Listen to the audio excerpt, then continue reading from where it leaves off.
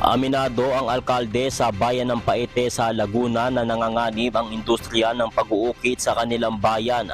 Bunsod ito ng kakulangan ng raw materials na pinagkukunan dahil sa ipinatutupad na total lag ban sa kanilang lugar.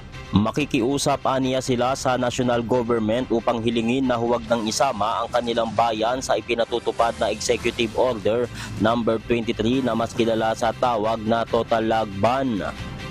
At ako ay hihilingin ko sa Sangguniang Bayan na humiling sa ating Pangulo ng Pilipinas, Ferdinand Marcos Jr. na ang bayan ng Paete ay ma-exempt sa total lag ban.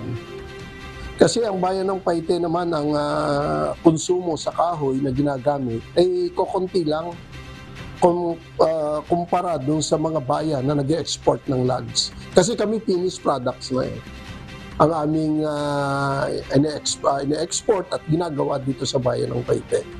So, palagay ko yung konsumo namin sa wood ay hindi sapat para makalbo ang ating kagubatan na gagamitin ng bayan ng Paete.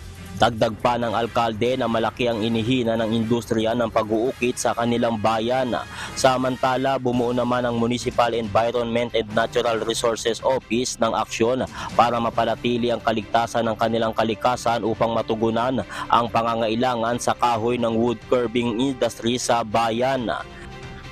So yung total lag ban po naman sa mga liblib na lugar po sa bayan ng Paete, sa mga kabundukan, talaga pong sa ngayon meron po tayong binuo na 10 bantay kalikasan, pero hindi rin po sapat talaga para talagang ma-prevent yung total lag ban na yan. Ano po?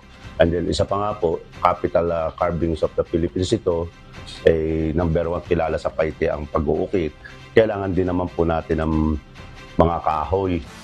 Sa ngayon, umaasa ang mga lokal na manguukit ng bayan ng Paete sa mga karatig bayan na nagsusupply ng mga raw materials upang magamit sa pag-uukit.